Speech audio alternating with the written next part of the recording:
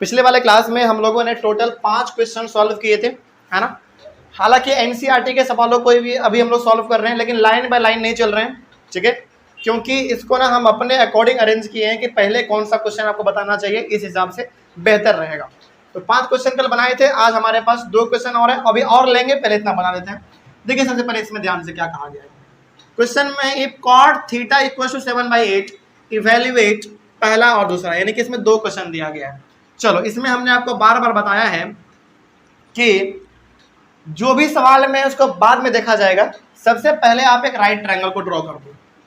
जो सवाल में है उसको बाद में देखेंगे, पहले एक राइट ट्रायंगल बहुत इंपॉर्टेंट। चलिए मान लीजिए कि हमारे पास ये एक राइट ट्रायंगल है, ये एक राइट ट्रायंगल, यहाँ पे सपोज ए बी सी, यहाँ पे 90, तो ये वाला ऑटोमेटिकली हमारा हाइपोटेनस, इसमें तो कुछ सोचना ही नहीं है, ठीक है, आगे बढ़िए। उसके बाद यहाँ पे कहा गया है कॉट थीटा इक्वल टू 7/8, और यहाँ पे ना ए बी सी कुछ नहीं लिखा, बस थीटा लिख दिया। इसका मतलब है कि थीटा आप चाहे तो यहाँ भी ले सकते हैं और चाहे तो आप यहाँ भी ले सकते हैं, लेकिन हमने आपको बार बार क्या कहा है कि थीटा आप हमेशा कहाँ पे लो, यहाँ पे नीचे में लो, तो थोड़ा सा बेहतर रहता है, आसान से हमारा बन जाता है। तो यदि हमारा ये थीटा हमने मान लिया, इसका मतलब इसके सामने वाला जस्ट हमारा क्या हो जाएगा, परपेंडिकुलर, और जो बच गया वो हमारा बेस हो जाएगा। चलिए अब थोड़ा सा इसके बारे में और गहराई से बात करते हैं।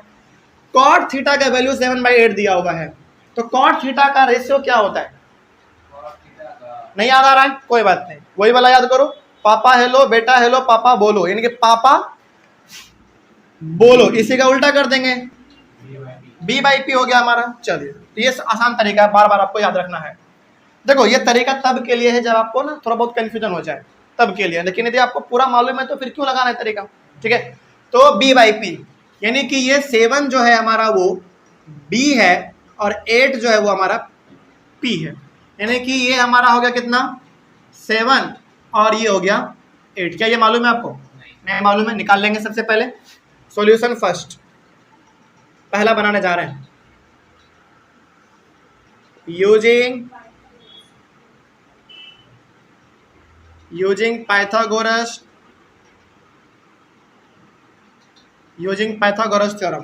थ्योरम लगा के हाइपोटेनस को निकालते हैं। फॉर्मूला होता है h² = p² plus b²। h² का मतलब यहाँ पे हमारे पास ac का स्क्वायर है, p² का मतलब हमारे पास 8 का स्क्वायर प्लस b² का मतलब 7²। ac² = 8 × 64 plus 49। ac² = 13 के 3 हाथ में 113, तो ac = √113। चलो इसको इतना रहने दो, इसको सॉल्व करने की कोशिश मत करो, इतना काफी है। आगे बढ़ते हैं, तो ये भी हमारा निकल गया √113। अब आगे बढ़ो, देखो ध्यान से, हमको ना पहले वाले को सॉल्व करना है, ठीक है, पहले वाले को। तो सबसे पहले तो इसमें ये देखो कि कौन कौन सा रेशियो इस्तेमाल हुआ है। सबसे पहला हमको साइन थीटा दिख रहा है, एक बार साइन थीटा निकाल लेंगे। उसके बाद फिर हमको कॉस थीटा दिख रहा है, तो कॉस थीटा एक बार निकाल लेंगे। उसके बाद उसी वैल्यू को बस यहाँ पे पुट कर देना है, ठीक है। तो सबसे पहले आप निकालो साइन थीटा का वैल्यू। नाउ साइन थीटा का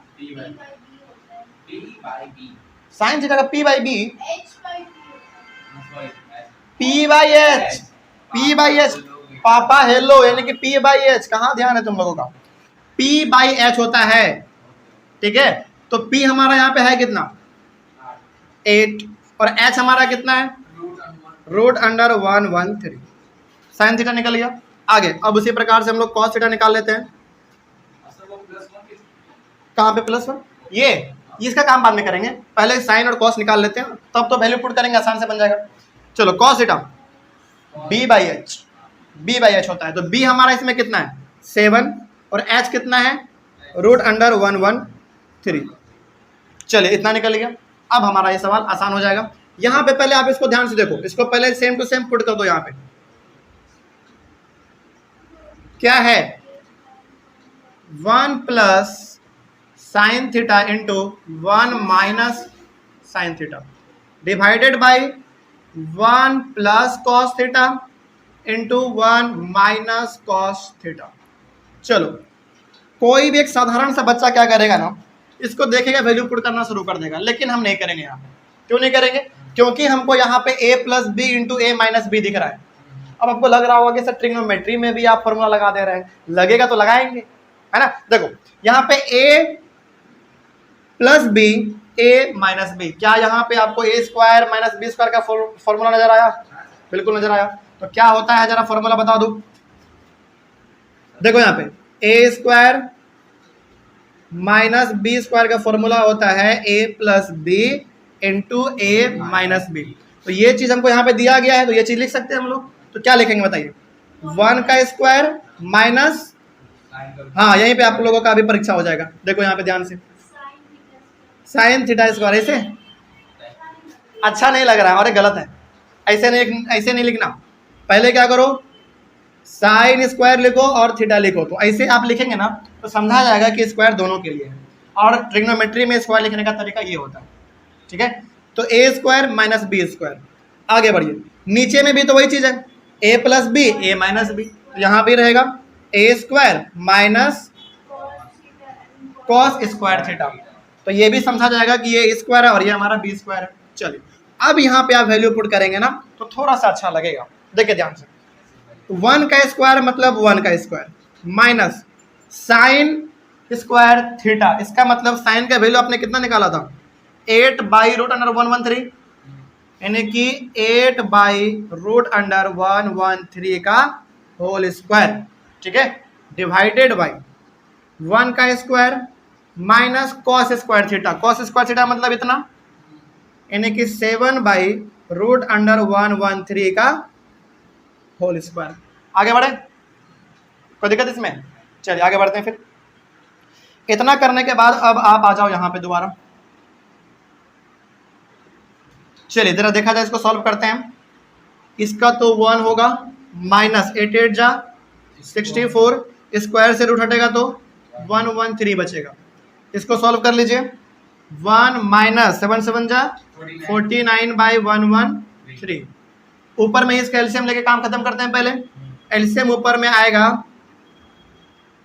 हाँ एलसीएम आएगा 113।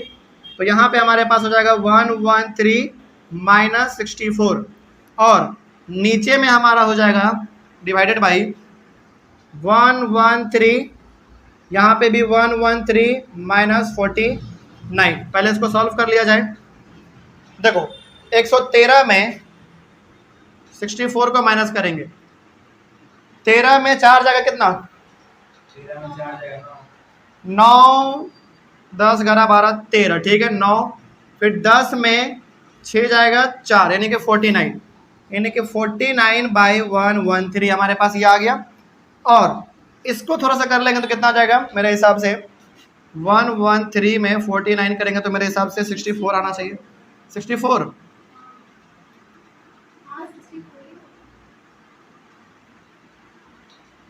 10 में 4 गया 6, हाँ 64 बाई 113। अब इस प्रकार के सवालों में आपको दिक्कत होगा, करना कुछ नहीं है, ऊपर में जैसा है उसको वैसा रहने दो, बस नीचे वाले को पलट दो, ठीक है। तो पलटेंगे तो मल्टीप्लाई में आएगा, हाँ या ना? इसमें 49 बाई 113 है और यहाँ पे हमारे पास 64 बाई 113 है। तो नीचे वाले को बस पलट दो। कैसे देखो यहाँ पे ध्यान से, 49 बाई 113 इंटू 113 बाई 64, ये होगा हमारा, ठीक है। ये बेसिक सा कैलकुलेशन है। अब देखो इसमें 113 कैंसिल, क्या हो गया? 49 बाई 64, और यही हो गया इसका आंसर। कोई डाउट इसमें? अब यही इसका आंसर हुआ 49 बाई 64। यदि करता है तो काट दीजिए, नहीं करता है तो रहने दीजिए, ठीक है। चलिए आगे बढ़ते हैं। पहला वाला हमारा सवाल सॉल्व हो चुका। सेकेंड वाला देख लीजिए, कॉट स्क्वायर थीटा है सेकेंड वाला। सॉल्यूशन सेकेंड, यहां से सॉल्यूशन सेकेंड देखो, ये कह रहा है ना कॉट स्क्वायर थीटा, मतलब कि कॉट का स्क्वायर करो, सिंपल सा बात है। चलिए बताइए, सबसे पहले कॉट का होता क्या है? कॉट किसका रेसिप्रोकल है? टेन का। टेन का क्या होता है? पापा बोलो, पापा बोलो, तो इसका क्या हो जाएगा? बी बाई पी, ठीक है। तो हमारा बी यहाँ पे कितना है? Cot square theta equals to B है हमारा यहाँ पे 7 बाई पी, पी कितना है 8, तो इसे क्या करना पड़ेगा हमको स्क्वायर करना पड़ेगा। तो ये हो जाएगा 7 7 जा 49 बाई 64। अच्छा दोनों का आंसर लगभग नहीं, दोनों का तो सेम ही है, लगभग नहीं पूरा सेम है। खैर कोई बात नहीं, ये हमारा हो गया बस। हाँ इसमें कितना है, बस इतना ही कहा गया था और कुछ नहीं। आगे बढ़े, आगे बढ़ा जाए, चले देखा जाए फिर। नेक्स्ट क्वेश्चन देखिए, क्वेश्चन नंबर वो वाला, इसमें क्या कहा गया, सबसे पहले ये देख लो, if 3 cot a equal to 4, ये वाला सवाल हमने कल कुछ इसी प्रकार का बताया था। ये दोनों हमारा मल्टीप्लाई में नहीं होता है, लेकिन ये हमारा मल्टीप्लाई में होता है, इसको उधर भेज देंगे तो 4/3 हो जाएगा। चलिए तो सबसे पहले आप यहाँ पे एक राइट ट्रायंगल बनाइए, बाद में देखेंगे जो कहा गया है, लेकिन सबसे पहले एक राइट ट्रायंगल इंपॉर्टेंट है।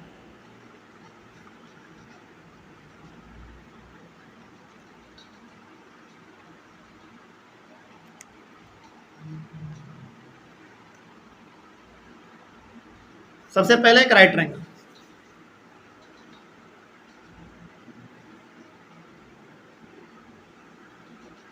देखिए इसका नाम चलो हम लोग कुछ रख देते हैं A B C.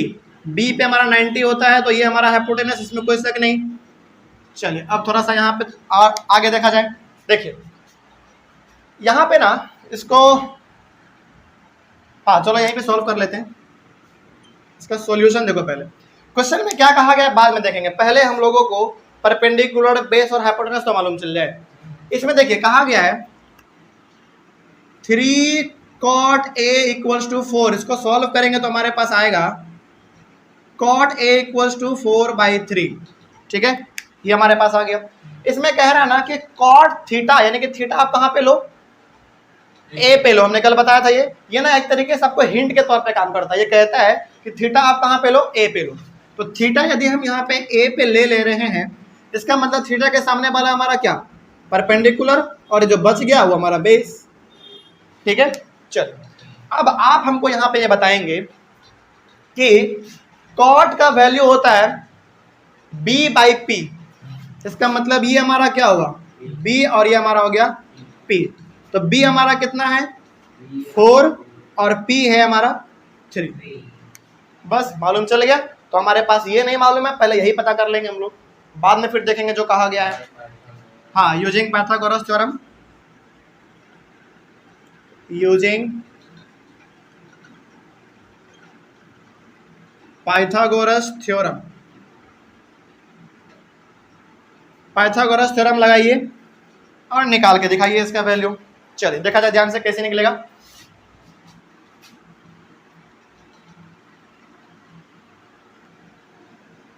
H square equals to P square plus B square. H square का मतलब यहाँ पे क्या है, ए सी का स्क्वायर, पी स्क्वायर का मतलब कितना है 3 का स्क्वायर, प्लस बी स्क्वायर का मतलब 4 का स्क्वायर। तो ए सी स्क्वायर इक्वल्स टू 3 3 जा 9 प्लस 4 4 जा 16। ए सी स्क्वायर इक्वल्स टू कितना हो जाएगा 16 4 20 5 25। तो ए सी इक्वल्स टू √25, तो ए सी का वैल्यू कितना आ गया 5 आ गया। चलिए हमको इसका वैल्यू मालूम चल गया कि ये 5 है। अब हमारा सवाल थोड़ा सा आसान हो जाएगा, इतना आपने कर लिया। अब देखो इसमें कहा यह जा रहा है ना कि आप चेक करो कि इसका वैल्यू इसके वैल्यू के बराबर है कि नहीं है, यानी कि आप इसको मान लो LHS और इसको मान लो आप RHS, तो दोनों को सेपरेटली सॉल्व करेंगे हम लोग अलग अलग करके। तो यहाँ पे सॉल्व कर लेते हैं। LHS हमारा क्या है जरा बताइए, 1 minus 10 square A divided by 1 plus 10 square A। चलिए सबसे पहले हम लोग इसको सॉल्व करेंगे, उसके बाद फिर बाद में कुछ करेंगे। देखा जाए पहले, सबसे पहले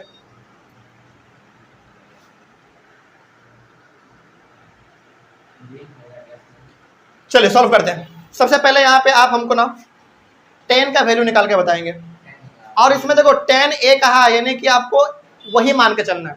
तो क्या होता है इसका P/B। तो P/B इसको सॉल्व करते हैं, देखिए ध्यान से। 1 तो रहेगा minus, P P by B, तो P हमारा कितना है 3 और B कितना हमारा 4। इसका क्या कर दो आप, अरे स्क्वायर कर दो, स्क्वायर डिवाइडेड बाई 1 प्लस यही कर देंगे 3/4 का स्क्वायर। इसको थोड़ा सा और यहाँ पे आ जाओ, सॉल्व कर लेते हैं। तो ये हमारा 1 माइनस 3 3 जा 9/16 डिवाइडेड बाई 1 प्लस 9/16, सही है। चलो और सॉल्व करो इसको, एलसीएम ले लो। एलसीएम लेंगे कितना आएगा, एलसीएम 16 होगा, 16 माइनस 9, और यहाँ पे भी कर लो, इसमें भी एलसीएम हमारा 16 आएगा, इसमें भी 16 प्लस 9 होगा, इसमें याद रखना, ठीक है। अभी करेंगे, रुक जाओ। देखो यहाँ पे पहले ना लाइन खींच देते नहीं तो कंफ्यूज हो जाओगे।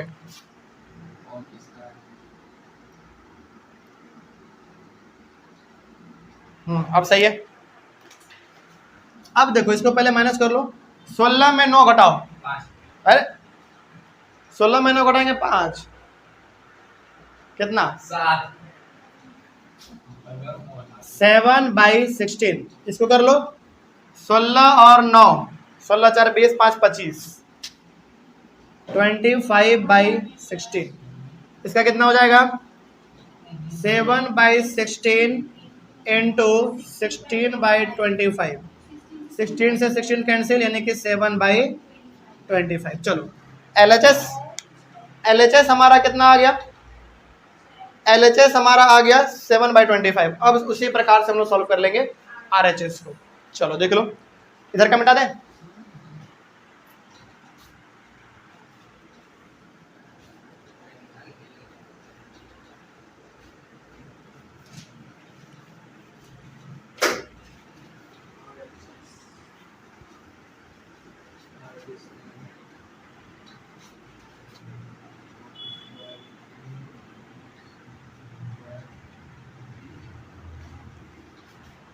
LHS हो गया, RHS देखा जाए। RHS कितना है,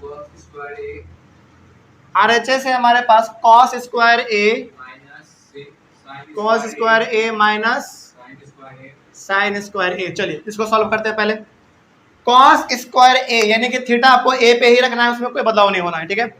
cos का क्या होता है B/H, तो B हमारा कितना है उसमें 4/H, B/H होता है, तो B हमने लिख दिया, H कितना है 5।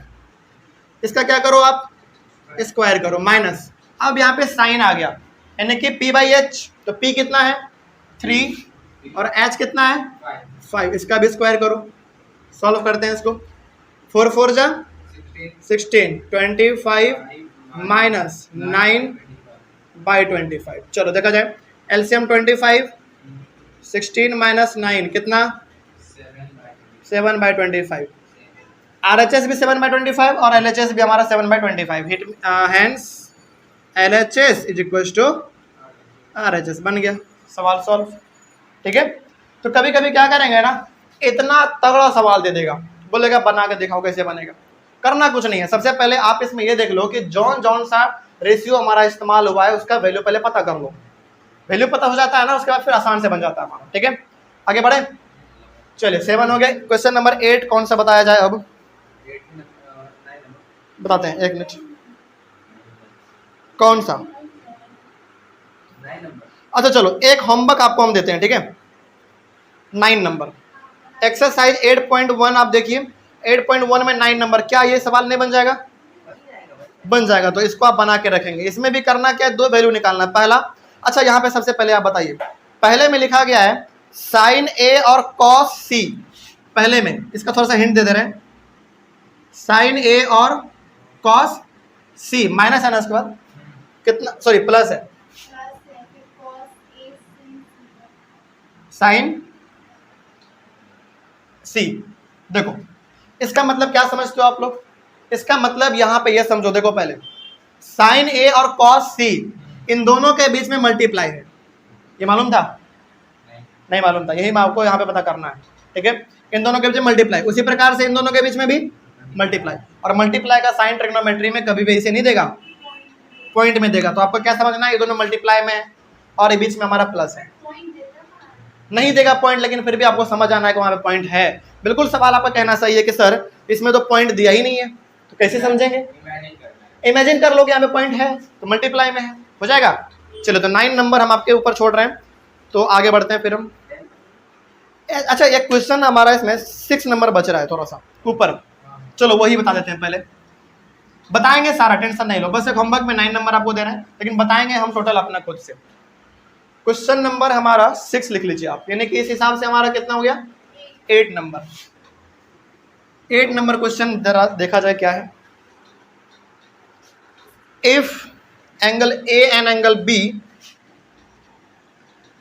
If angle A and angle B are acute angles, are acute angles such that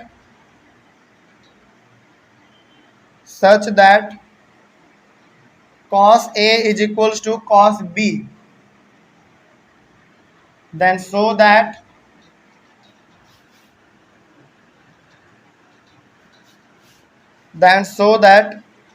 angle A is equals to angle B। चलिए ये सवाल बड़ा मशहूर सा सवाल है, कैसे बनेगा इसको जरा देखा जाए ध्यान से।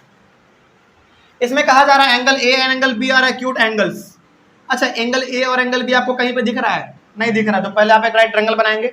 अच्छा यहाँ पे सर आपको कैसे मालूम कि राइट ट्रायंगल ही बनाएंगे? ट्रिग्नोमेट्री है, तो सारा का सारा बात राइट ट्रायंगल के बारे में ही होगा। तो सबसे पहले आप यहाँ पे एक राइट ट्रायंगल बनाइए, बाद में देखेंगे जो कहा गया है, पहले राइट ट्रायंगल। अच्छा चलो एक बात अब कॉमन सा, एकदम बिल्कुल कॉमन सा आपसे पूछना चाहेंगे हम, ये 90 है, इसके सामने वाला हाइपोटेनस, क्या यही पूछ रहे थे? नहीं, अब पूछेंगे। देखो हमने वो कहा था पहले वाले क्लास में कि यदि ये हमारा 90 है तो ये वाले एंगल और ये वाले एंगल, चलो पहले इसके बारे में बात करते हैं।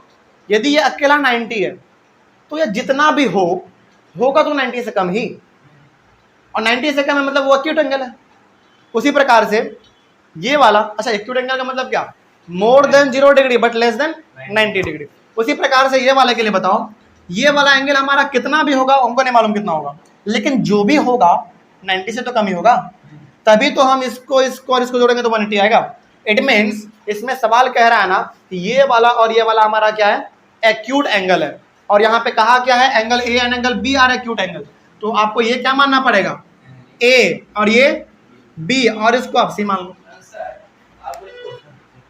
क्वेश्चन नहीं था हमारा, समझे बात को? क्वेश्चन देखो इसमें पकड़ना पड़ता है कि सर एक्यूट एंगल का बात कर रहा है, इसका मतलब एक्यूट एंगल हमारा ये है और एक ये है, इसका मतलब आपको ये इसको ए मानना पड़ेगा, इसको भी मानना पड़ेगा, या फिर आप इसको ए मान लो इसको भी मान लो, लेकिन यही दोनों एक्यूट एंगल है हमारे राइट ट्रायंगल में। आगे बढ़ते हैं फिर इसमें। हाँ चलो एक और बात यहाँ पे इम्पॉर्टेंट है, चलो ठीक है इतना काफ़ी है। अब आगे बढ़ते हैं थोड़ा सा। हमको मालूम चल गया इसमें कि ये हमारा एक्यूट एंगल और ये हमारा एक्यूट एंगल, ठीक है, ये और ये हमारा एक्यूट एंगल है। चलो इसका सॉल्यूशन देखो बहुत अच्छे से, लेकिन इसमें ना सबसे बड़ा हिंट ही आपको दिया हुआ पहले से। क्या हिंट दिया गया है? इसमें हिंट दिया हुआ है कि cos A जो है वो cos B के बराबर है। तो चलिए अब आप सबसे पहले हमको बताएंगे cos A का मतलब है कि आप थीटा कहाँ पे रखो? पहली बार A पे रखो। चलो मान लो यदि हम थीटा यहाँ पे रखते हैं, इसका मतलब ये हमारा परपेंडिकुलर और ये हमारा बेस, ठीक है ना? चलो तो cos A का मतलब हमने आपको थीटा रख दिया A पर, तो यहाँ पे हमारा ये परपेंडिकुलर और ये हमारा बेस, तो cos का वैल्यू होता क्या है? B/h। तो B हमारा कितना? AC, B मतलब AC और H मतलब AB, B/h हो गया। आगे अब आपको थीटा यहाँ पे नहीं रखना है, बल्कि अब आपको थीटा B पे रखना है, क्योंकि cos B है, तो अब हमको थीटा यहाँ पे रखना है। तो जब यहाँ पे हम थीटा रख रहे हैं तो ये हमारा परपेंडिकुलर हो गया और अब ये हमारा बेस हो गया। इसमें भी हमारा क्या होगा? B/h। B/h मतलब कि BC/h मतलब कि AB। इसमें आप कुछ कॉमन देख रहे हो? अब इसको मिटा दो, अब इसको मिटा दो।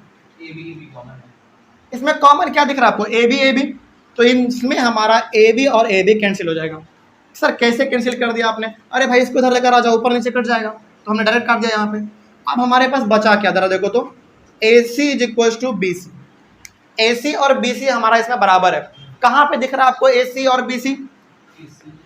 ये वाला और ये वाला। अब जरा देखो तो, क्या ये हमारा कुछ आइसोसेलेस ट्रायंगल जैसा नहीं नजर आ रहा है? कुछ इस प्रकार का। यहाँ पे हमारा 90 मान लो, और ये वाला साइड और ये वाला साइड हमारा बराबर हो गया। क्लास 9th का ये बात है, याद कीजिए। यदि ये दोनों साइड हमारा बराबर होता था तो ये दोनों एंगल भी हमारा बराबर होता था। रीजन याद है आप लोगों को? याद है? बताते हैं। Angles opposite to equal sides of a triangle are equal. अब याद आया होगा, मतलब कि जब ट्रायंगल में हमारा ये दोनों अपोजिट साइड इक्वल होता था तो इसके दोनों अपोजिट एंगल भी इक्वल होते थे। ठीक है, अब ये मत पूछना कि सर कैसे प्रूफ करके बताइए, क्लास 9 में बताए हुए हैं। ठीक है, खैर यहाँ पे हम लोग डायरेक्ट लिख सकते हैं, hence angle A is equal to angle B। तो जब ये दोनों साइड हमारा इक्वल है तो एंगल A और एंगल B भी क्या होगा? इक्वल होगा। लेकिन यहाँ पे रीजन लिखना बहुत जरूरी है, यहाँ पे रीजन लिखना बहुत जरूरी है। चलो हम रीजन लिख देते हैं आपके लिए। Angles opposite to equal sides of a triangle are equal. Angles opposite to equal sides of a triangle are equal. और यहाँ पे ये हमारा कंप्लीट हुआ। ये सवाल ऐसे ही बनाना था। देखो कितना हार्ड लग रहा था, कितने आसान से बन गया ये। ठीक है, चलिए तो आगे बढ़ते हैं। फिर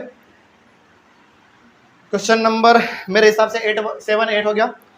अब आ जाते हैं थोड़ा सा और ऊपर। क्वेश्चन नंबर 9 लिखिए।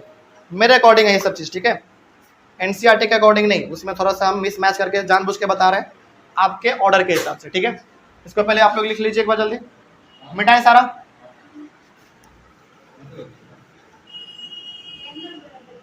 हाँ, 8 तक हम बता दिए हैं, 8 क्वेश्चन। क्वेश्चन नंबर 9 बता रहे हैं क्या है।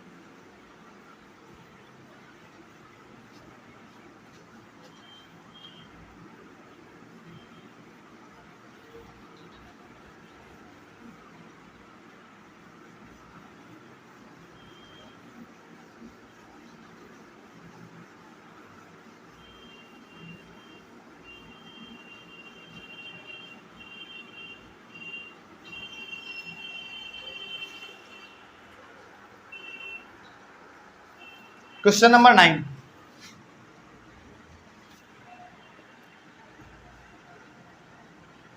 in triangle PQR,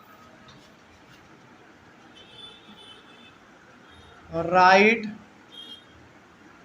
angled at Q,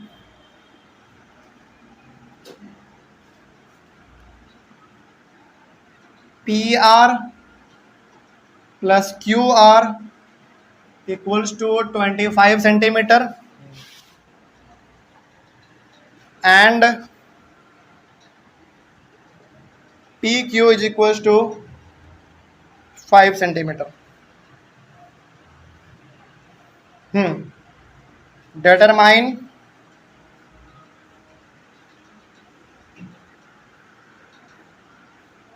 Determine the value of sin P, cos P and tan P। ये हमारा क्वेश्चन है। चलिए सॉल्व करते हैं, कैसे होगा देखा जाए। सबसे पहले ध्यान से समझेंगे क्वेश्चन क्या कहा जा रहा है। In triangle PQR right angle. अच्छा, राइट ट्रायंगल का मतलब राइट ट्रायंगल बनाइए। सबसे पहले बनाते हैं, पहले राइट ट्रायंगल। राइट ट्रायंगल हमने बना दिया। इसमें कह रहा है ना कि राइट एंगल किस पे होगा? Q पे होगा। यानी कि ये आप ले लो P, Q और R। यहाँ पे हमारा राइट ट्रायंगल हो गया। इसके सामने वाला हाइपोटेनस हो गया, इसमें तो कोई शक नहीं। आगे बढ़िए। अब इसके सॉल्यूशन में क्या कहा गया है देखो ध्यान से। सॉल्यूशन में ना सबसे पहले आप यहाँ पे ये देखो। चलो एक यहाँ पे डायरेक्ट हमारे पास PQ जो है वो 5 सेंटीमीटर दिया गया है, यानी कि ये वाला PQ 5 दिया हुआ है, इसमें कोई शक नहीं है। अब एक काम करो, देखो यहाँ पे एक चीज, यहाँ पे ना P R plus Q are, यानी कि पी आर ये वाला और ये वाला, इन दोनों को जोड़ के आपस में 25 दे दिया। अब क्या करो, इन दोनों में से किसी एक को कुछ मान लो, एक्स मान लो। चलो हम लोग इसको मान लेते हैं X. Let Q R is equal to X. आगे फिर वो हमारे पास था P R plus Q R equal to 25 centimetre. जरा समझे ध्यान से यहाँ पे क्या कहा जा रहा है। पी क्यू तो 5 दिया हुआ था, उसमें कोई दिक्कत नहीं है। इसको हमने x मान लिया, ये हमको मालूम चल गया, ये भी मालूम चल गया x। इसको पता कर लेते थोड़ा सा। देखो इसको कैसे पता करेंगे। P R is equal to, चलो ऐसे कर लो, P R plus Q R का जगह पे क्या लिख सकते हैं, अब x लिख सकते हैं, क्योंकि हमने यहाँ पर मान लिया है x बराबर 25। तो पी आर क्या हो जाएगा हमारा 25 माइनस एक्स। यहाँ पे हमने ऐसा क्यों किया, ऐसा इसलिए किया ताकि हमको ना तीनों का तीनों साइड मालूम हो जाए, और जब पाइथागोरस थ्योरम लगाएं तो हमको मालूम हो जाए। ठीक है, चलो इतना करने के बाद हमको डायरेक्ट अब पाइथागोरस थ्योरम लगाना है। Using Pythagoras theorem, Pythagoras theorem लगाइए। ये हमारा x है, तो ये कितना हो गया 25 माइनस एक्स। चलिए बताइए, फॉर्मूला होता है H square equals to P square plus B square. देखिए यहाँ पे एच स्क्वायर का मतलब क्या, 25 माइनस एक्स का स्क्वायर बराबर पी स्क्वायर का मतलब क्या, नॉर्मली देख रहे हैं अभी हम लोग, जैसा कि ट्रायंगल को जानते हैं, तो ये परपेंडिकुलर, ये बेस और ये हाइपोटेनस, तो 5 का स्क्वायर प्लस बेस का स्क्वायर मतलब एक्स का स्क्वायर। चलिए क्या यहाँ पे आपको a माइनस बी का होल स्क्वायर नजर आ रहा है, बिल्कुल, तो लगाएंगे formula A square plus B square minus 2 A B बराबर 25 plus X square. 625 plus X square minus कितना 50x बराबर 25 प्लस एक्स स्क्वायर। देखो ध्यान से, एक्स स्क्वायर से एक्स स्क्वायर कैंसिल, ठीक है, और एक काम करते हैं, 25 को इधर लेकर आ जाइए आप। 625 माइनस 25 प्लस में इधर आ गया तो माइनस में हो जाएगा, और इधर माइनस 50x को उधर लेकर चले जाइए तो प्लस 50x हो जाएगा, और तो कुछ नहीं बचा। चलो तो ये हमारे पास कितना हो जाएगा 50 बराबर 50x। ये बात समझ में आ रही है। 650 को 50 से डिवाइड करो बराबर x, बोलो।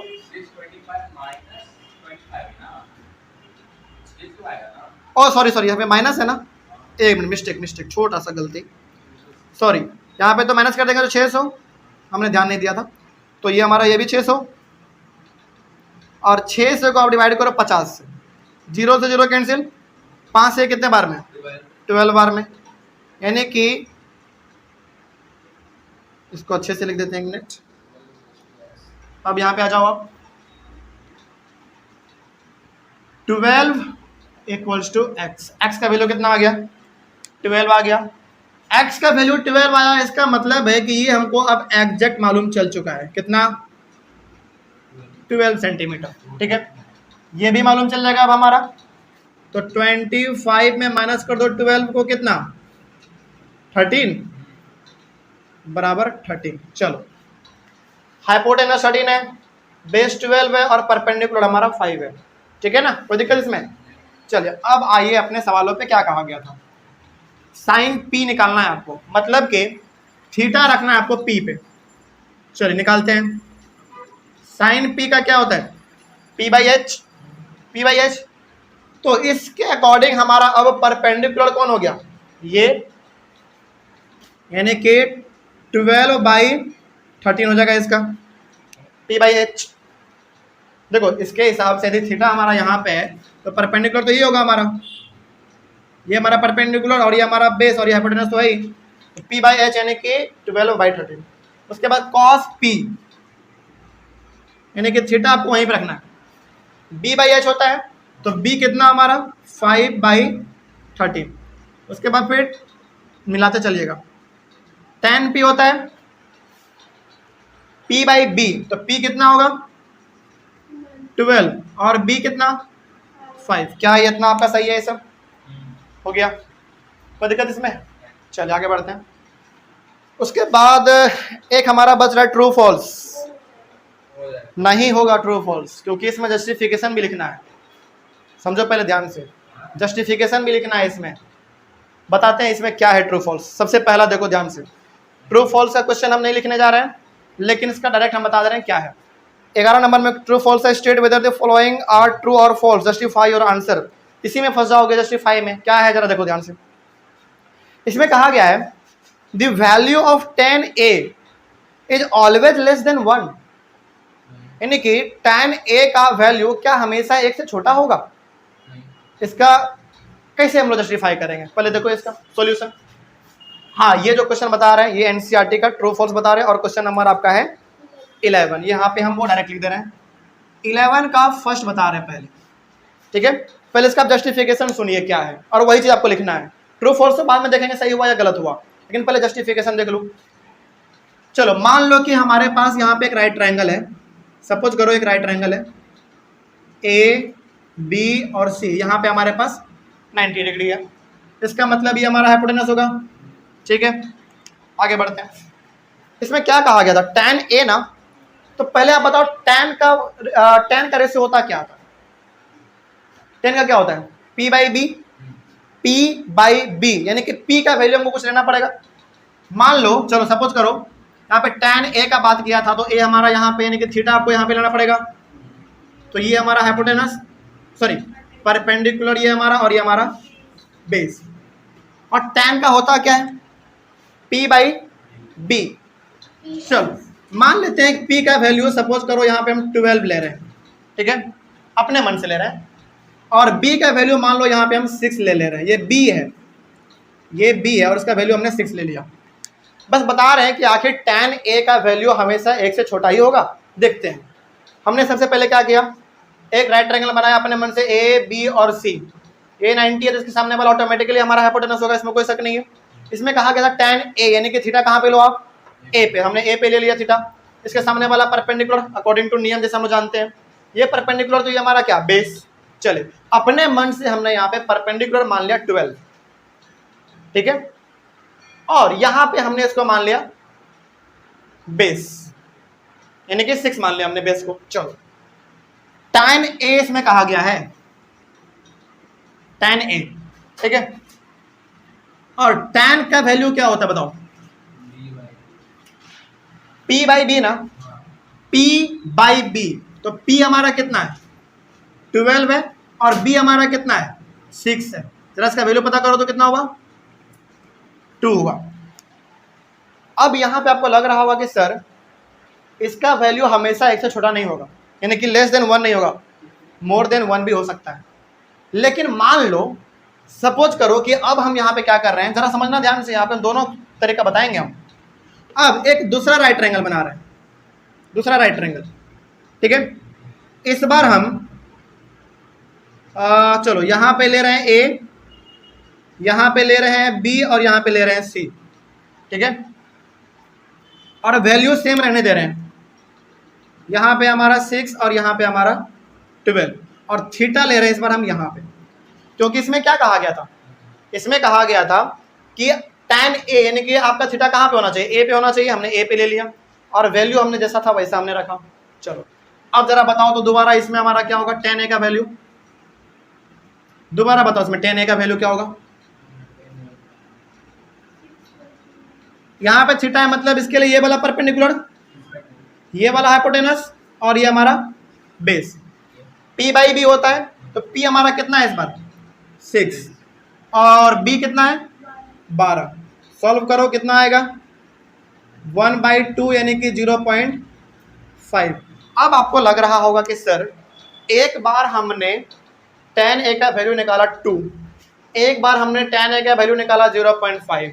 इट मीन्स tan a का वैल्यू 0 से छोटा भी हो सकता है और 0 से बड़ा भी हो सकता है। तो यहाँ पे हम लोग डायरेक्ट अब लिख देंगे फॉल्स, और जस्टिफिकेशन आपका ऊपर वाला है, ये दोनों आप लिखेंगे, और दोनों फिगर के लिए अपना अलग अलग डायग्राम भी है, उसको सामने सामने लिख देंगे।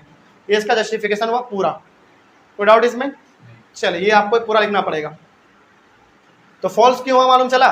क्वेश्चन में कहा गया था कि 10a का वैल्यू हमेशा 1 से छोटा होता है, गलत बात है, छोटा भी हो सकता है बड़ा भी हो सकता है, रीजन आपके सामने है, ठीक है। चलिए अब 11 का सेकंड क्वेश्चन देखिए।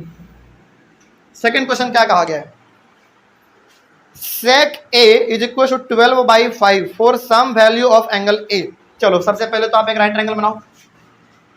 चलो मान लो कि हमारे पास ये एक राइट ट्रायंगल है, राइट ट्रायंगल। चलिए मान लीजिए कि आप यहाँ पे दे दो a, यहाँ पे b और यहाँ पे c और यहाँ पे 90 डिग्री। 90 के सामने वाला हमारा हाइपोटेनस। इसमें क्या कहा गया जरा देखो तो, sec a कहा गया है। समझना पहले ध्यान से इसमें क्या कहा गया है, क्वेश्चन नहीं लिखना, डायरेक्ट आंसर, ठीक है। राइट ट्रायंगल है, 90 डिग्री है, तो सामने वाला हाइपोटेनस होगा। इसमें sec a का वैल्यू कितना दिया गया पहले ये बताओ? 12/5 दिया गया है। और सेक का रेशियो होता क्या है पहले बताओ? सेक है किसका रेसिप्रोकल? कॉस का। तो कॉस का क्या होता है? b/h। उसका क्या होगा? h/b। h/b यानी कि सेक का होता है h/b, ठीक है। और यहां पे दिया हुआ है हमारे पास sec a is equal to 12/5, यानी कि 12 हमारा क्या है? हाइपोटेनस, और 5 हमारा क्या है? बेस। और यहाँ पे बात किसका हो रहा है? ए का, यानी कि थीटा आप यहाँ पे रखो, तो ये हमारा परपेंडिकुलर जो बच गया वो हमारा बेस, और बेस है कितना? 5। चलो अब यहाँ पे ना थोड़ा सा आपको समझना पड़ेगा, कॉमन सेंस लगाना है बस। इसमें क्या है कॉमन सेंस? देखो इसमें कहा जा रहा था कि देखो, चलो थोड़ा सा हम यहाँ पे लिख दे रहे हैं, sec a is equal to 12/5, ये लिखा गया था, ये लिखना है पूरा आपको। इसमें पहले समझो क्या कहा गया था। इसमें कहा गया था कि देखो sec a का जो वैल्यू है ना वो 12/5 हो सकता है। इसका मतलब ये हो गया कि sec का वैल्यू होता है h/b, उसका रेशियो h/b। तो ये ऊपर वाला हमारा रेशियो h है यानी कि हाइपोटेनस है, और ये वाला हमारा b यानी कि बेस है, और इसके अकॉर्डिंग ये हमारा परपेंडिकुलर है। तो यहाँ पे बस आपको ये बताना है कि राइट ट्रायंगल में सबसे बड़ा वाला साइड हमारा कौन होता है? हाइपोटेनस। क्या यहाँ पे हाइपोटेनस आपको दिख रहा है? बड़ा, बिल्कुल बड़ा दिख रहा है। और जब आप परपेंडिकुलर निकालोगे ना तो ये छोटा ही होगा हाइपोटेनस से। यहाँ पे हम लोग कह सकते हैं here the largest side is hypotenuse.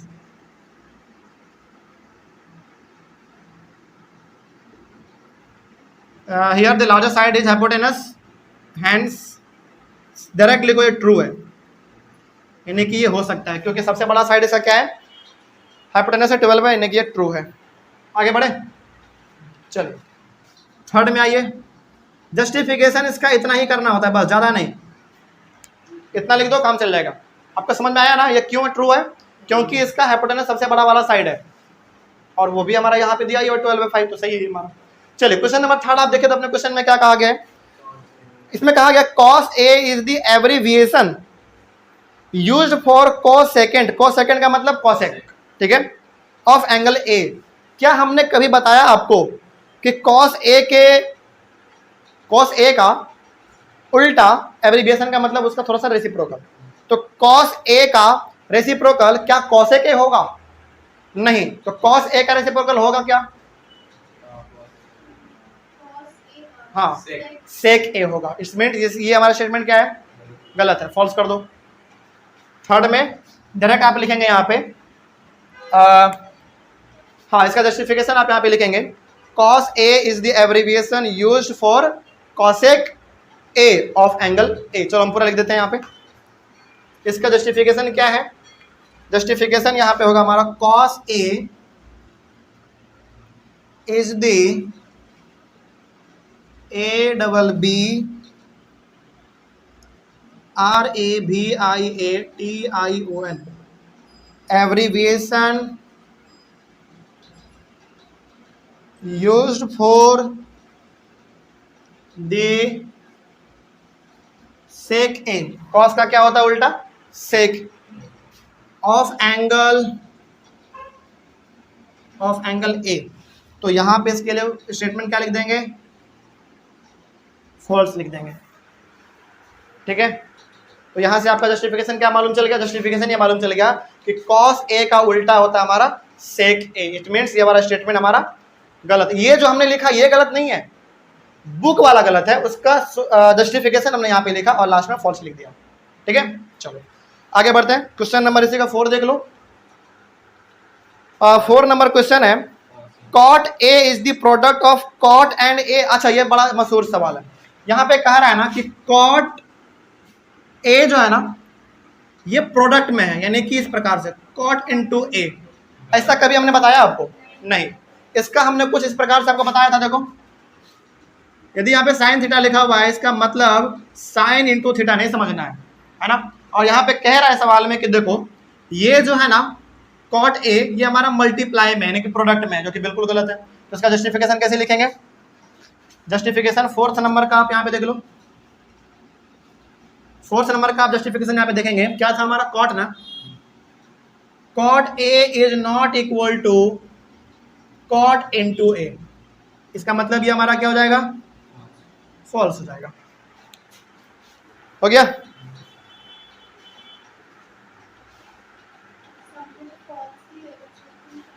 Second वाले में ट्रू था, पहले वाले में फॉल्स, थर्ड वाले में फॉल्स, चौथे वाले में फॉल्स, और 5वां नंबर देख लो। 5वां नंबर भी हमारा जो है ना वो सेकंड के जैसा है। चलो पता करते हैं क्या है। यहां पे बना दे बस, हल्का सा तुरंत हो जाएगा। देखो इसमें क्या कहा जा रहा है। 5th नंबर में क्या है पहले बताओ? Sine theta equal to 4/3। क्या साइन थीटा का वैल्यू 4/3 हो सकता है? यही इसमें कहा गया है। ठीक है, पता करते हैं। देखिए ये क्वेश्चन है सेकंड के जैसा है। पहले तो आप एक राइट ट्रायंगल बनाओ। राइट ट्रायंगल हमने बना दिया, नाम दे दो कुछ ए बी सी। ये 90 तो ये हमारा ऑटोमेटिकली हाइपोटेनस। इसमें ए बी सी नहीं कहा, इसमें थीटा कहा। इसका मतलब थीटा आप यहाँ भी ले सकते हो, यहाँ भी ले सकते हो, लेकिन हमने आपको बार बार कहा नीचे में ले लो। यदि आपने यहाँ पे थीटा लिया, इसका मतलब ये हमारा क्या हो गया, परपेंडिकुलर, और ये हमारा बेस। ठीक है, चलिए अब आप हमको यहाँ पे बताएंगे, चूंकि ये राइट ट्रायंगल है हमारा और यहाँ पे साइन थीटा दिया हुआ है, इसका मतलब ये किसका वैल्यू है, पी का, और ये एच का। तो एच हमारा कितना है 3 और पी कितना है 4। तो क्या ये वाला कुछ आपको उटपटांग नहीं लग रहा है क्या कि सर राइट ट्रायंगल में सबसे बड़ा वाला साइड हमारा हाइपोटेनस होता है, लेकिन यहाँ पे राइट सबसे बड़ा साइड हमारा कौन सा दिख रहा है, परपेंडिकुलर दिख रहा है।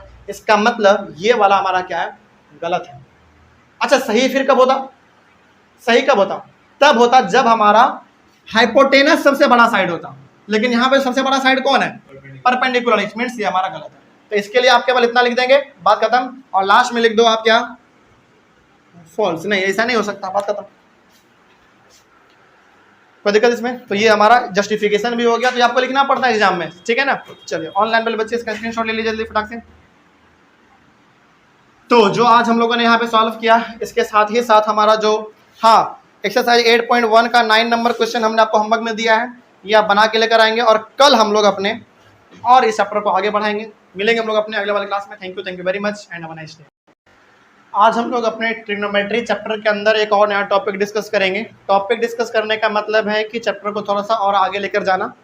टॉपिक का नाम है, याद कीजिए, जैसा कि पहले वाले क्लास में हमने आपको टॉपिक लिखाया था, एक ओवरव्यू चैप्टर का कि किस प्रकार से हम लोग अपने चैप्टर को हैंडल करेंगे। तो टॉपिक का आज नाम है हमारा trigonometric ratios of some specific angles.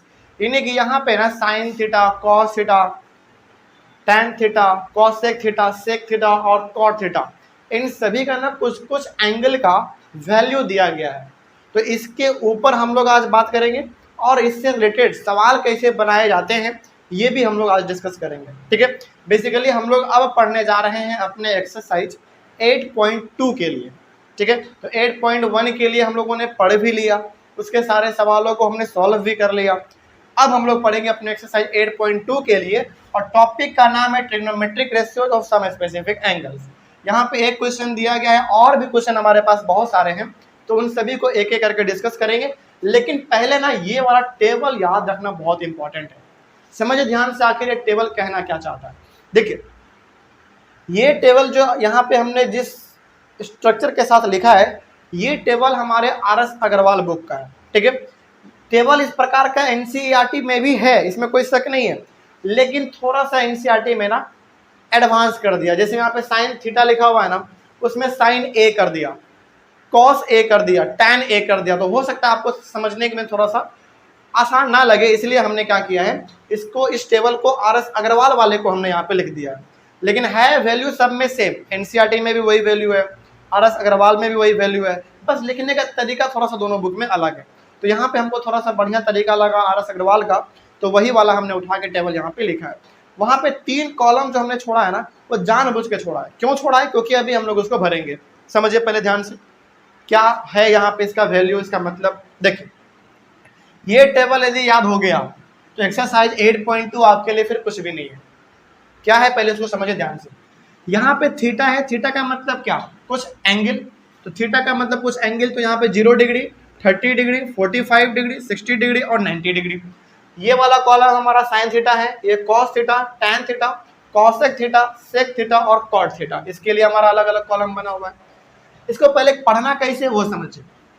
ऐसे पढ़ेंगे, साइन 0 डिग्री का वैल्यू 0 होता है, साइन 30 डिग्री का वैल्यू 1/2 होता है, साइन 45 डिग्री का वैल्यू 1/√2 होता है, साइन 60 डिग्री का वैल्यू √3/2 होता है, साइन 90 डिग्री का वैल्यू 1 होता है। इसको ऐसे पढ़ा जाता है, ठीक है। आगे बढ़िए फिर उसी प्रकार से कॉस 0 डिग्री का वैल्यू 1 होता है, कॉस 30 डिग्री का वैल्यू √3/2 होता है, कॉस 45 डिग्री का वैल्यू 1/√2 होता है, कॉस 60 डिग्री का वैल्यू 1/2 होता है, कॉस 90 डिग्री का वैल्यू 0 होता है, ठीक है। आगे टैन 0 डिग्री का वैल्यू 0 होता है, टैन 30 का 1/√2, टैन 45 का 1, टैन 60 का √3 और टैन 90 का नॉट डिफाइन। नॉट डिफाइन का मतलब इसका कुछ वैल्यू होता ही नहीं है। और सवाल है कि सर यदि टैन 90 से सवाल आ गया तो क्या करेंगे? नॉट डिफाइन लिख देंगे? बिल्कुल इससे सवाल नहीं आएगा। एकदम एक्सपीरियंस के तौर पे बता रहे हैं। आप आर.एस. अग्रवाल के बुक को, एनसीईआरटी बुक को पूरे को आप खंगाल के देख लो, नॉट डिफाइन वाला सवाल आपको एक भी नजर नहीं आएगा।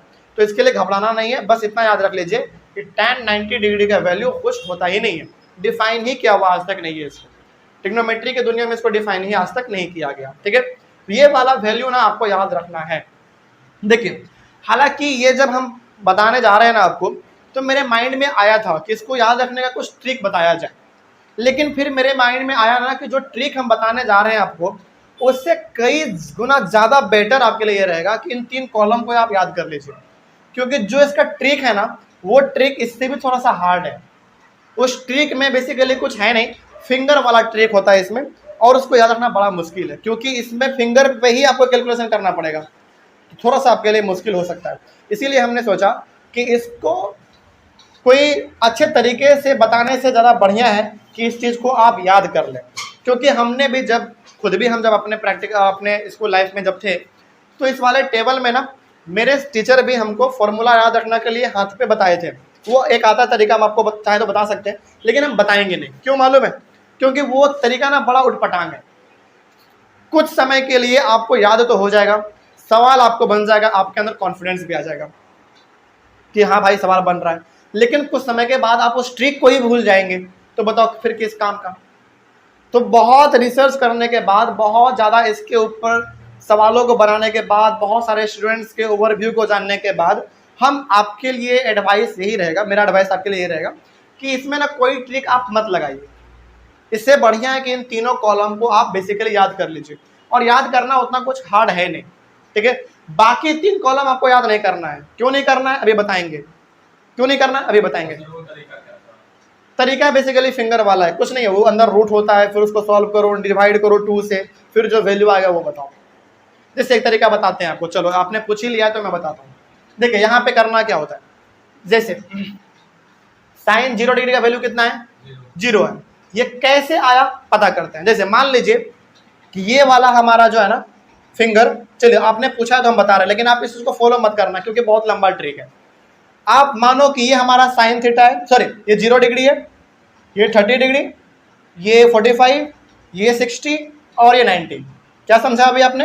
ये 0, 30, 45, 60 और 90। अभी हम लोग केवल काम करेंगे साइन थीटा के लिए, ठीक है, कॉस थीटा के लिए बाद में, और उसको आप करोगे भी नहीं, केवल इसको देख लोगे। तो कैसे देखो, जैसे यहाँ पे हमारा क्या है साइन 0 डिग्री ना, तो आप क्या करो, ये हमारा क्या है, ये हमारा 0 डिग्री है। तो यहाँ पे ये देखो कि इस वाले फिंगर के नीचे हमारा कितना फिंगर है, एक भी नहीं है, इट मीन्स 0 है। तो 0 को रखो वो भी रूट के अंदर, ये तरीका बता रहे हैं शॉर्टकट, ठीक है। मतलब यहाँ पे ये हमारा 0 डिग्री है, ये हमारा 30 डिग्री, 45, 60 और 90। हम लोग केवल अभी काम कर रहे हैं साइन 0 डिग्री के लिए, और ये हमारा 0 डिग्री है। तो पहले आप हमको यहाँ पे ये बताइए कि इसके इस फिंगर को आपने माना 0 डिग्री, तो इसके नीचे कितना फिंगर आपको दिख रहा है, एक भी नहीं है, इसका मतलब 0 फिंगर है। तो 0 का आप रूट करेंगे और इसको डिवाइड करेंगे आप 2 से, ठीक है, ये शॉर्टकट बता रहा है। तो बताओ रूट के अंदर 0 कोई मतलब है इसका, कोई मतलब नहीं, यानी कि 0/2 है, यानी कि 0 है तो 0 आ गया वैल्यू उसका, ठीक है। आगे बढ़ते हैं फिर, उसके बाद ये वाला कर लो, ये हमारा 30 के लिए हो गया, ये 30 के लिए था ना, 0, 30, 45, 60 और 90, तो ये हमारा 30 हो गया। तो 30 के नीचे हमारा कितना फिंगर है, एक फिंगर है। तो रूट के अंदर रखेंगे कितने को, 1 को, डिवाइड करेंगे 2 से, तो 1 सॉरी रूट हमारा रूट के अंदर 1 है, इसका कोई मतलब है, कोई मतलब नहीं, इट मीन्स 1/2, 1/2 आ गया। और समझ में आ रही है, कोई डाउट इसमें? चलिए आगे बढ़ते हैं थोड़ा सा, यानी कि इसी प्रकार से आप आगे सॉल्व करेंगे ना तो ऐसा ही आएगा। सोचो जब यहाँ तक हमारा हिस्सा है तो इस वाले में कितना प्रॉब्लम होगा, फिर इस वाले में कितना प्रॉब्लम होगा, इसमें कितना प्रॉब्लम होगा, है ना। इसीलिए हम चाहेंगे कि आप इस ट्रिक को मत फॉलो करो, जो ट्रिक आप इसमें लगा रहे हो ना उसी प्रकार का फिर आपको इसमें लगाना पड़ेगा, वही इसमें आपको लगाना पड़ेगा। आप हो जाओगे कंफ्यूज कि भाई 5 ही उंगली में कितना, कौन कौन सा वैल्यू कैसे निकालेंगे, हो जाओगे कंफ्यूज, हमको पक्का हम बता रहे हैं। ये शॉर्ट टर्म के लिए आपको याद तो रह जाएगा, लेकिन फिर बाद में भूल जाओगे। इसलिए बढ़िया है कि आप इस ट्रिक को भूल के बस इसको आप याद कर लीजिए, और ये याद करना ही आपके लिए एक बेटर ऑप्शन रहेगा। याद करने से होगा क्या ना, इसका बहुत बड़ा बेनिफिट बताते हैं क्या होगा। याद करने से ये होगा, आपके सामने सवाल आया, आपने वैल्यू को देखा, आपको याद है, तुरंत आप वैल्यू लिखेंगे। लेकिन आपको याद नहीं है तो आप क्या करोगे, हाथ पे ऐसे ऐसे पहले जोड़ोगे, ट्रिक लगाओगे, माइंड में कैलकुलेट करोगे, अच्छा रूट है, फिर डिवाइड 2 करो, फिर सॉल्व करके उसको डिवाइड 2 से कर दो, टाइम लग जाएगा, बिल्कुल टाइम लगेगा। इसलिए बढ़िया है कि समय बचाने के लिए, और बोर्ड में आपको समय देना उतना तो है नहीं, बोर्ड में हर एक सेकंड कीमती है, इसलिए ज़रूरी है कि आप इसको याद ही कर लीजिए। और यदि आप इसको अभी याद करेंगे तो 11-12 में यदि आप मैथ पढ़ेंगे तो वहाँ भी आपको काम देगा ये चीज़। ये केवल 10th के लिए नहीं है, आगे के लिए भी है, कोई डाउट इसमें। हालांकि एक छोटा सा तरीका हमको याद रखने का बता देते हैं, अच्छा लगे तो कीजिएगा। उंगली वाला पर्सनली हमको बहुत खराब लगा, क्योंकि इसमें कैलकुलेशन करना पड़ता है, ठीक है, ये हमको खराब लगा, इसलिए हम आपको नहीं बताएंगे। यदि आपको जानना है तो फिर आप पूछिएगा, हम बाद में बता देंगे, लेकिन आप खुद ही बताओगे कि सर टाइम वेस्ट हो गया, बेकार है, ठीक है। लेकिन एक तरीका हम आपको बता देंगे क्या है, लेकिन पहले वो 3 कॉलम का वैल्यू पता कर लेते हैं। अच्छा, हमने आपको क्यों कहा कि इन्हीं 3 कॉलम को आपको याद करना है, क्योंकि इन तीनों का ही उल्टा ये है, जो जैसा हमने आपको क्या कहा था, साइन का रेसिप्रोकल कॉसेक, सेक का सॉरी कॉस का सेक, टैन का कॉट, वही चीज यहाँ पे भी है। चलिए अब जरा देखिए तो ध्यान से, यहाँ पे हमारा साइन का उल्टा क्या होता है, कॉसेक। तो पहले हम लोग इसको भर लेते हैं, ठीक है। देखिए साइन 0 डिग्री का वैल्यू कितना है, 0 है, तो 0 का उल्टा करोगे तो क्या आएगा, अभी ये हमारा 0 किस फॉर्म में है, 0/1 के फॉर्म में है, ये इसका उल्टा करेंगे क्या आएगा, 1/0। इसका कुछ मतलब है क्या, कुछ मतलब नहीं, इसका मतलब वहां पे हमारा हो जाएगा नॉट डिफाइन। अच्छा, मैथ की दुनिया में क्या आज तक 1/0 यानी कि किसी नंबर को आप 0 से डिवाइड कर रहे हो, आज तक ये डिफाइन किया गया है, आंसर कितना आएगा, इसका मतलब इसका वैल्यू क्या लिखेंगे, नॉट डिफाइन, यानी कि डिफाइन किया गया ही नहीं गया है। तो यहाँ पे डायरेक्ट लिख देंगे नॉट डिफाइंड।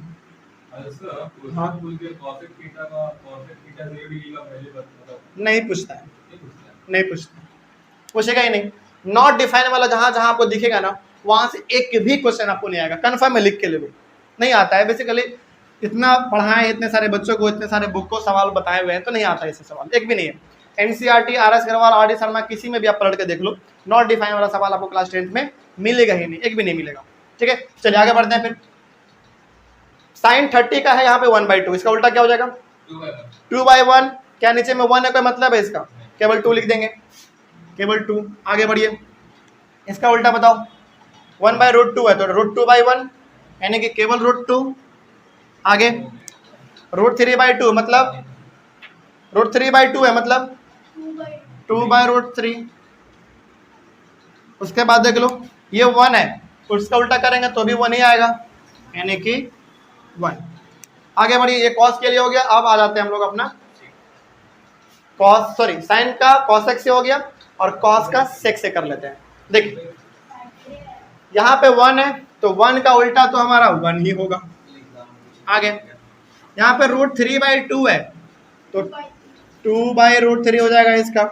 यहाँ पे 1/√2 है, हाँ ये 1/√2 है तो √2/1 होगा, नीचे 1 का कोई मतलब नहीं है तो इसको आप मिटा दो, केवल √2 हो जाएगा। ये 1/2 है तो केवल 2 हो जाएगा ये। अच्छा यहाँ पे फिर हमारा 0 आ गया तो इसका क्या लिखेंगे आप? नॉट डिफाइन लिखेंगे।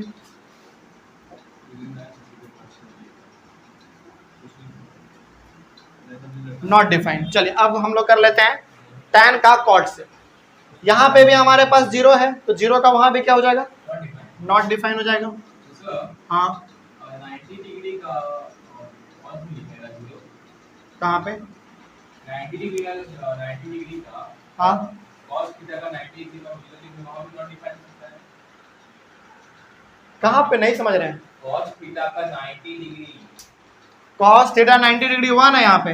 sin थीटा है cos इक्वल में यहाँ पे जो 0 लिखे यहाँ पे जो नॉट डिफाइन है यहाँ पे नहीं, इस तीनों का उल्टा उधर होगा हमारा। ये तीनों कंफर्म है, जैसा है वैसा ही रहेगा, इसका उल्टा उधर करेंगे बस। ठीक है, ये तो इसमें कुछ नहीं कर सकते हम लोग। आगे उधर देखो तो ये हमारा कितना था भाई 0, तो 0 का नॉट डिफाइन हो जाएगा। उसके बाद फिर ये हमारा 1/√3 है तो √3/1 यानी कि √3। ये 1 है तो 1 का 1 ही रहेगा। ये √3 है तो क्या हो जाएगा इसका 1/√3 और ये नॉट डिफाइन है। अच्छा अब आप बताओ, जब 0 रहता था तो आप लिखते थे नॉट डिफाइन, अब नॉट डिफाइन है तो क्या लिखेंगे? 0 लिखेंगे, उल्टा उसका 0 हो जाएगा। चलिए हो गया। इसको आप अपने एक बार बुक से मिला लीजिए, क्या वैल्यू टेबल सही है? बिल्कुल सही है। चलिए तो इसमें हाँ इसमें ये बेसिकली आपको याद रखना, ये 3 पहला वाला कॉलम और ये 6 का 6 कॉलम आप बिल्कुल याद नहीं रख पाएंगे और ये कोशिश भी मत करना, नहीं हो पाएगा। ठीक है, बस ये पहला, दूसरा और तीसरा कॉलम आप याद रख लीजिए, किसका वैल्यू कितना होगा, काम आपका बन जाएगा। अब इसमें याद कैसे रखना है देख लीजिए, थोड़ा सा आपको यदि अच्छा लगे तो इसको आप फॉलो कर सकते हैं। क्या देखा जाए इसमें, देखो लो पहले एक बार थोड़ा सा आप पे काम कर दीजिए। जैसे इसमें कहा गया है ना कि साइन 0 डिग्री का वैल्यू कितना है?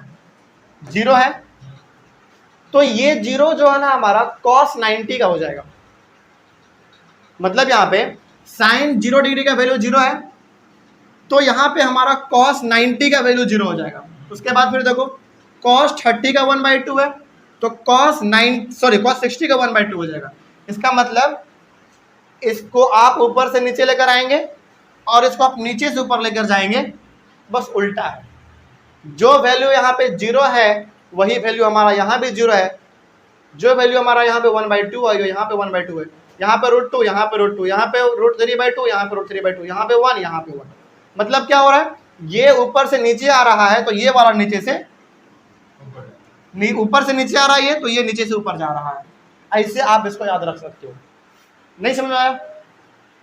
आया कुछ समझ में? जैसे कोई पूछे कि बताओ, जैसे यदि आपको ये वाला मालूम है ना तो इसी का वजह नीचे से ऊपर लेके चल जाओ ना, आपको ये वाला मालूम चल जाएगा। जैसे आपको कोई पूछे कि बताओ cos 90 का वैल्यू कितना होगा, मान लीजिए आपको याद नहीं है cos 90 का वैल्यू, लेकिन आपको साइन 0 का मालूम है, तो साइन 0 का क्या होता है? 0। तो जो ऊपर में होगा साइन का वही cos का सबसे नीचे हो जाएगा। देख लो वहां भी 0, यहाँ भी 0।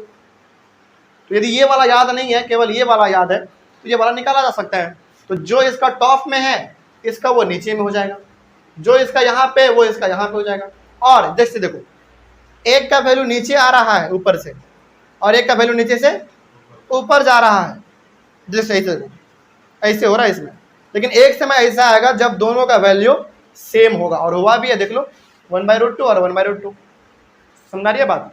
तो ये भी आप यहाँ पे चाहो तो याद रख सकते हो, लेकिन इसके लिए फिर वही तरीका अलग हो जाता है, फिर इसमें कुछ नहीं है।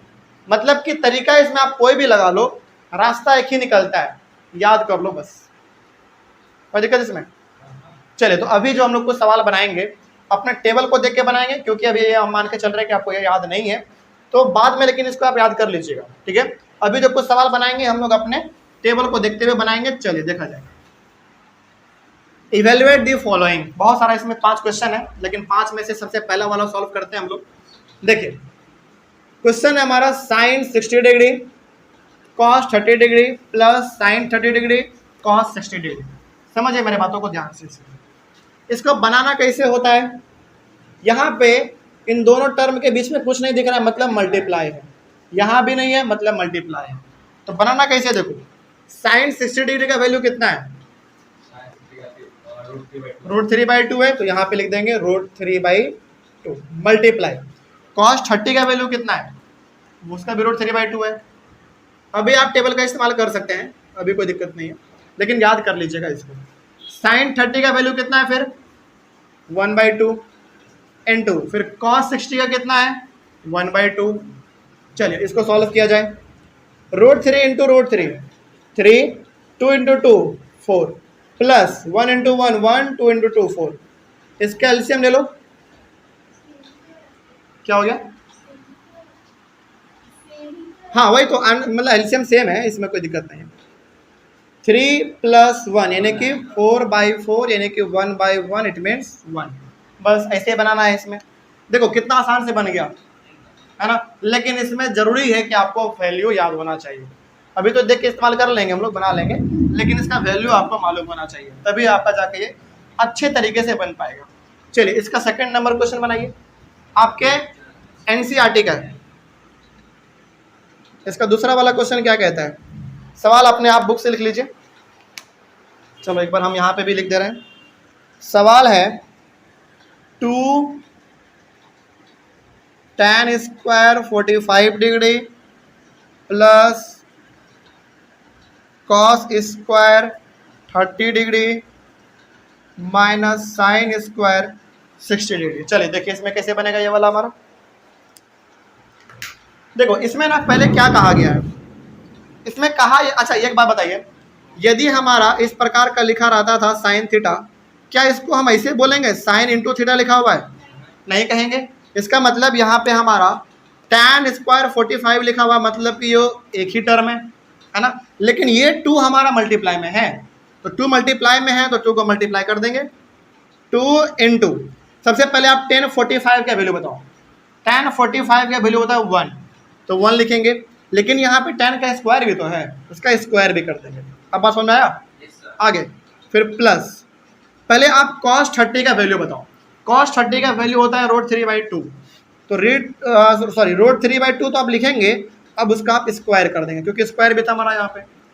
उसका माइनस साइन 60 का पहले वैल्यू बताइए, √3/2, और यहाँ पे उसका स्क्वायर है, तो इसका यहाँ पे स्क्वायर भी कर देंगे। ओके आगे बढ़ा जाए। अब देखो 2 इंटू 1 का स्क्वायर तो 1 ही रहेगा, प्लस स्क्वायर से रूट हमारा कैंसिल हो जाएगा, तो 3/, यहाँ पे 4 हो जाएगा, माइनस यहाँ पे भी 3/4। आगे बढ़ जाते हैं, इन दोनों को मल्टीप्लाई करेंगे तो 2, नीचे कुछ नहीं तो 1 दे सकते हैं हम लोग, प्लस 3/4 माइनस 3/4। एलसीएम इसका आपको मालूम है 4 आएगा, इसका फिर आ जाएगा हमारा 8 प्लस 3 माइनस 3, सही है ना।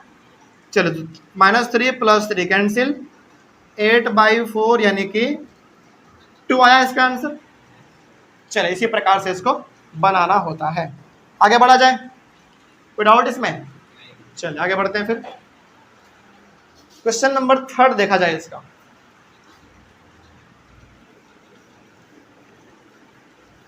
अभी टेबल को रहने देते हैं, तो टेबल को देख के आप इसका बस आंसर बताते चलिए।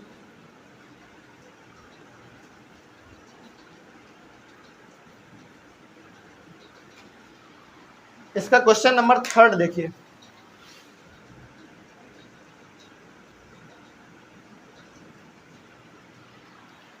क्वेश्चन नंबर 3 हम अपने बुक से लिख दे रहे हैं, आप लोग अपने बुक से लिखिए। पहला है cos 45 degree divided by sec 30 degree plus cosec 30 degree. चलिए ये हमारा सवाल है, इसको बनाते हैं। देखिए सबसे पहले तो cos 45 का वैल्यू बताइए आप, 1/√2 डिवाइडेड बाई सेक 30 का वैल्यू कितना होगा।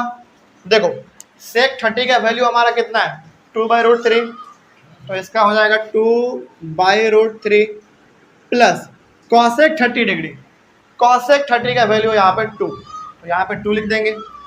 चलो इसको थोड़ा सा और गहराई से सॉल्व किया जाए, तो यहाँ पे 1/√2 डिवाइडेड बाई, अच्छा यहाँ पे कुछ नहीं तो 1 है, इसका एलसीएम कितना आ जाएगा, √3 आ जाएगा। तो ये हमारा 2 प्लस 2√3 आ जाएगा मल्टीप्लाई करने पे। चलिए इतना आपके सामने आ गया।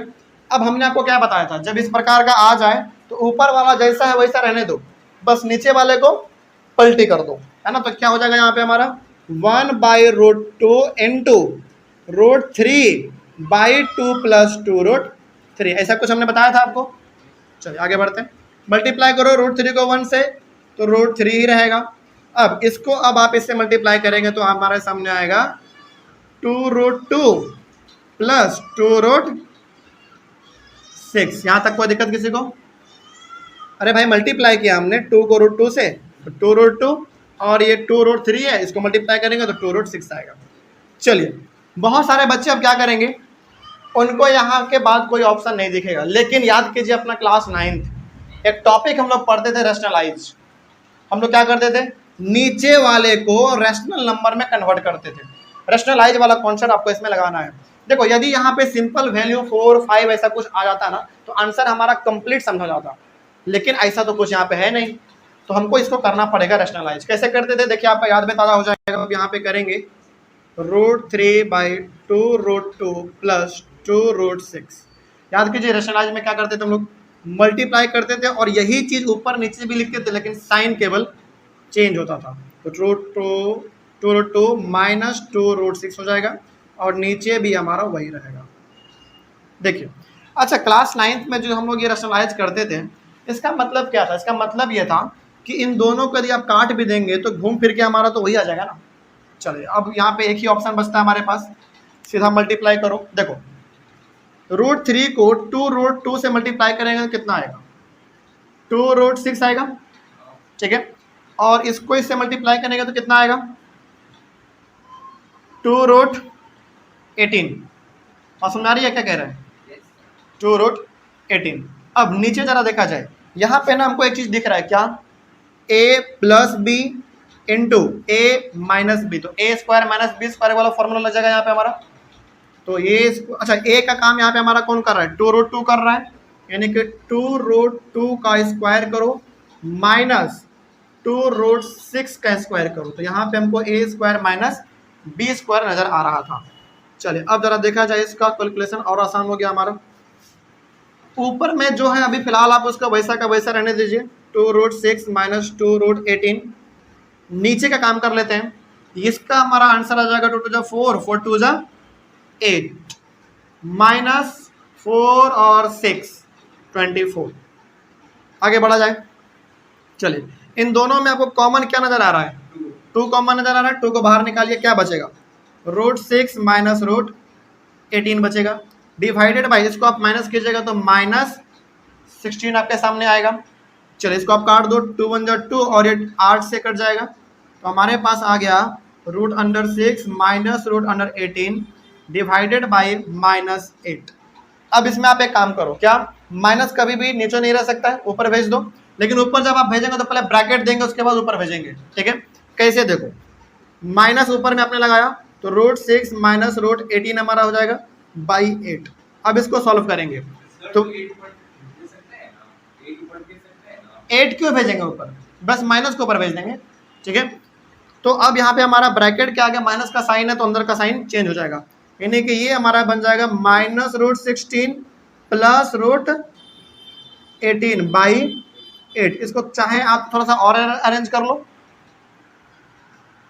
इसको थोड़ा सा आप अरेंज कर लो और अच्छे से, तो ये हमारा हो जाएगा √18 माइनस √6 बाई 8। कुछ नहीं किया हमने, बस माइनस वाले को उधर भेज दिया, प्लस वाले को पहले रख दिया, ठीक है।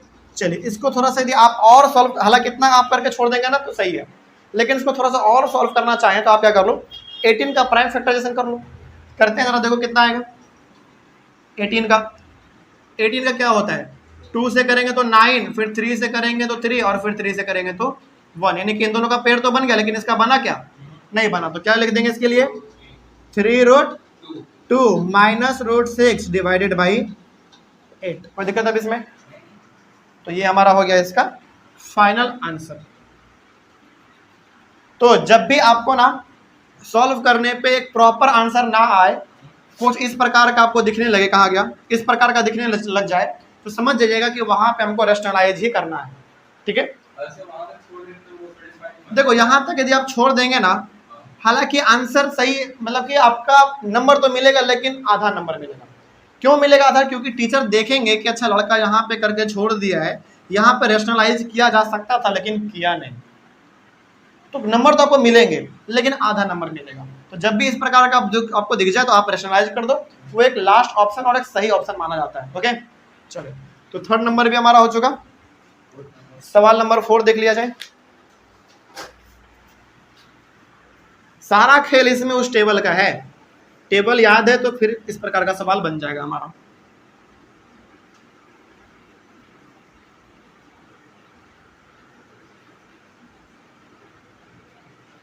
और इसमें वैल्यू यदि जरा सा भी गलत हुआ तो फिर सारा का सारा सवाल आपका गलत हो जाएगा। तो वैल्यू बहुत ध्यान से आप लोग पुट करेंगे। चलिए सवाल नंबर इसका 4 देख लिया जाए। 4 नंबर सवाल क्या है? 4 नंबर सवाल है sin 30 degree plus tan 45 degree minus cosec 60 degree divided by sec 30 degree plus cos 60 degree plus cot 45 degree. चलिए देखिए इसका वैल्यू बस आप अच्छे से कीजिए, बाकी आपका सवाल बन जाएगा। करते हैं इसका सॉल्यूशन। देखो sin 30 का वैल्यू कितना, sin 30 का 1/2, वेरी गुड, प्लस tan 45 का 1 माइनस cosec 60 का 2/√3 बोलना है, 2/√3 डिवाइडेड बाई, इसमें कुछ नहीं तो नीचे 1 दे सकते हैं ना, ठीक है, sec 30 का 2/√3, ठीक है, प्लस 1/2 cos 60 का, हाँ 1/2, और cot 45 का 1, इसके नीचे भी 1 दे सकते हैं हम लोग। चलिए इन तीनों का यदि आप एलसीएम लेंगे तो क्या आएगा आपके सामने, 2√3 आएगा, तो 2 से 2 कैंसिल हो जाएगा, √3 बचेगा, यानी कि √3 प्लस इसको 1 से करेंगे तो ये रहेगा, यानी कि 2√3 माइनस √3 से √3 कट जाएगा, 2 2 जा 4 डिवाइडेड बाई, अब यहाँ पे आइए इनका भी एलसीएम वही आएगा 2√3, तो 2√3 इसका भी एलसीएम, आगे बढ़िए, √3 से √3 कैंसिल होगा तो 2 2 जा 4 प्लस 2 से 2 कैंसिल होगा, √3 रहेगा, तो रूट है केवल √3 प्लस यहाँ पे 2√3। चलिए इसको थोड़ा सा और सॉल्व किया जाए। ऊपर वाले को आप सॉल्व करो, देखो यहाँ पे ना 2√3 है, यानी कि √3 2 बार है और यहाँ पे एक ही बार है, तो कितना होगा 3√3 हो जाएगा माइनस 4 बाई 2√3 डिवाइडेड बाई, यहाँ पे भी देखो √3 2 बार है और यहाँ पे √3 1 बार है, तो कितना 3√3 प्लस 4 डिवाइडेड बाई 2√3। देखो क्या इसी प्रकार का केस आ गया ना, बस क्या करो ऊपर वाले को रहने दो, इसको बस ऊपर में पलटी मार दो, तो ये हो जाएगा हमारा 3√3 माइनस 4 बाई 2√3 इंटू 2√3 3√3 प्लस 4। क्या कोई दिक्कत इसमें? नहीं, कैसे, ये वाला और ये वाला कैंसिल होगा, ये कैसे कैंसिल होगा, ये प्लस में, ये माइनस में है, तो क्या बच गया हमारे पास, बच गया 3√3 माइनस 4 बाई 3√3 प्लस 4। बात समझ में आ रही है? चलिए अब यहाँ पे देखो फिर से वही वाला बात आ गया ना हमारा रैशनलाइज वाला, देख लो इतना आप करके छोड़ोगे नंबर आपको पूरा नहीं मिलेगा। यहाँ पे हमको दिख रहा है कि रेशनलाइज किया जा सकता है तो कर देंगे इसको, रेशनलाइज किया जाए तो क्या होगा 3√3 माइनस 4 बाई 3√3 माइनस 4। चलिए देखा जाए, इन दोनों को आपस में सेपरेटली आप मल्टीप्लाई कर लो, ठीक है। एक काम करो 3√3 से आप 3√3 को एक बार, इसको एक बार करो मल्टीप्लाई, फिर -4 से एक बार कर दो, ऐसे आसान रहेगा। हालांकि स्क्वायर भी करके कर सकते थे क्योंकि 2 बार हमको दिख रहा है तो कर सकते थे, लेकिन ये थोड़ा सा शॉर्ट रह जाएगा। कर लो इससे, फिर -4 से कर लेंगे 3√3 -4, ठीक है। चलो अब जरा देखो, यहाँ पे भी हमको वही चीज दिख रहा है a plus B a minus B, तो a square minus B square यानी कि 3√3 का स्क्वायर -4 का स्क्वायर, ठीक है। हाँ तो कोई डाउट नहीं ना, आगे बढ़ा जाए। चलो इधर ही कर देते हैं, जगह है हमारे पास। इससे आप मल्टीप्लाई करो, कितना आएगा पहले यहीं पे कर लो। 3 3 जा 9 इंटू 3 27 और यहाँ पे कर लो -12√3, हाँ 12√3। अब इसको कर लो, यहाँ पे 12√3 यानी कि -12√3 और ये हमारा +16 डिवाइडेड बाई, इसको कर लीजिए 3 3 जा 9 9 3 जा 27 यानी कि यहाँ पे 27 -16। चलो यहाँ पे और कर लो एक बार, पहले इसको और इसको जोड़ लो, 7 और 6 13 के 3 हाथ में 1 2 1 3 1 4 43 -24√3। देखो यहाँ पे 12 बार है √3 और यहाँ पे भी 12 बार है √3, तो 24√3 हो जाएगा। नीचे माइनस कर दो, कितना आ जाएगा? अरे भाई माइनस ना होगा, 11 आएगा, इसमें तो कोई डाउट नहीं। चलिए इतना हो गया। इसमें और कुछ किया जा सकता है क्या? नहीं, अब इसमें और कुछ नहीं किया जा सकता।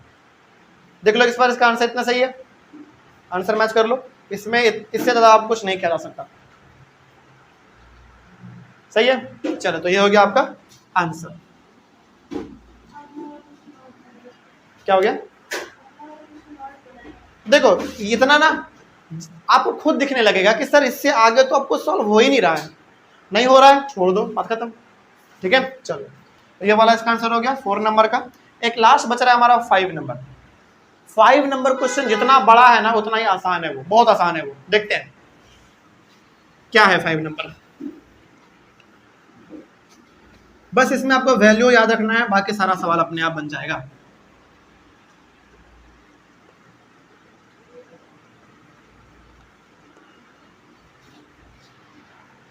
फाइव नंबर क्वेश्चन लिखिए आप लोग अपने बुक से, हम यहाँ पे लिख दे रहे हैं। 5 नंबर क्वेश्चन है 5 cos square 60 degree plus 4 sec square 30 degree minus 10 square 45 degree divided by sine square 30 degree plus cos square 30 degree. ये हमारा सवाल है। चलिए सॉल्व करते हैं, देखते हैं क्या इसका रिजल्ट आता है। देखा जाए, देखिए 5 है हमारा, तो पहले आप 5 मल्टीप्लाई कर दो इनटू कॉस 60 का पहले वैल्यू बताओ। कॉस 60 का 1/2, लेकिन इसका स्क्वायर भी तो है, स्क्वायर भी कर देंगे। प्लस 4 है हमारा मल्टीप्लाई में, पहले 4 दे दो मल्टीप्लाई में। सेक 30 का वैल्यू बताइए, 2/√3, लेकिन इसका स्क्वायर भी है, इसका स्क्वायर भी करेंगे। माइनस यहाँ पे कुछ नहीं है, बस tan 45 का बताओ पहले। tan 45 का 1 और इसका स्क्वायर है तो स्क्वायर कर दो। डिवाइडेड बाई हाँ डिवाइडेड बाई इसमें आ जाओ, साइन 30 का यहाँ पे 10 का स्क्वायर है ना, क्वेश्चन में देख लो।